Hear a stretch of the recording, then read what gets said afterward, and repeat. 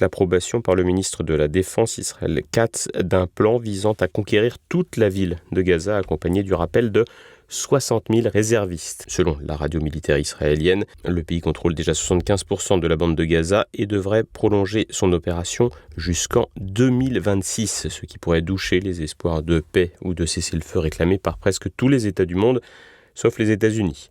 L'objectif de Benjamin Netanyahou dépasse désormais sans aucun doute la simple neutralisation du Hamas.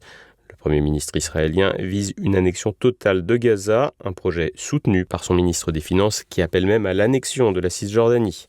Cette surenchère s'inscrit dans un jeu politique plus restreint en Israël, un jeu dans lequel le but du chef de gouvernement est tout bonnement de rester aux manettes, acculé par des procédures de corruption, mais aussi désormais des poursuites internationales.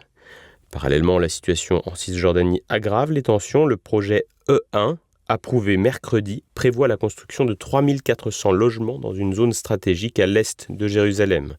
Ce plan, dénoncé par l'ONU, l'autorité palestinienne et de nombreux dirigeants internationaux, risque de diviser la Cisjordanie en deux, rendant quasiment impossible la création d'un État palestinien viable. L'ONU considère ces colonies comme une violation du droit international et des ONG alertent sur leur impact fatal pour la solution à deux États. Les communautés bédouines, comme celle de Jabal al-Baba, craignent des expulsions massives. En Israël, des divisions internes émergent. La société, marquée par le traumatisme du 7 octobre, semble cependant accepter des sacrifices autrefois impensables, comme la non-libération immédiate des otages. La gauche israélienne, très affaiblie, se trouve largement en retrait et peine à peser. Les ultra-orthodoxes ne sont aussi pas à la fête. L'appel des réservistes les menace directement, eux qui ne veulent pas prendre les armes. Des affrontements entre ces derniers et les forces de l'ordre ont ainsi eu cours mercredi.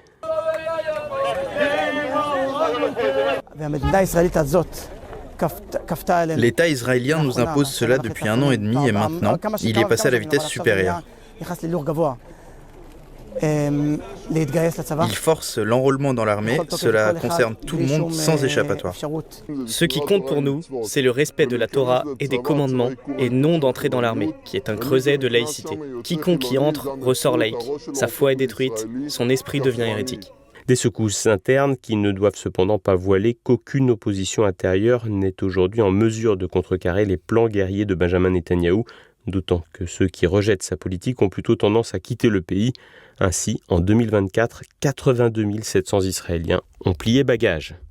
Les États-Unis, bien que soutenant Israël, font face à des pressions internes pour garantir l'accès des journalistes à Gaza où plus de 200 reporters locaux auraient été tués depuis octobre 2023.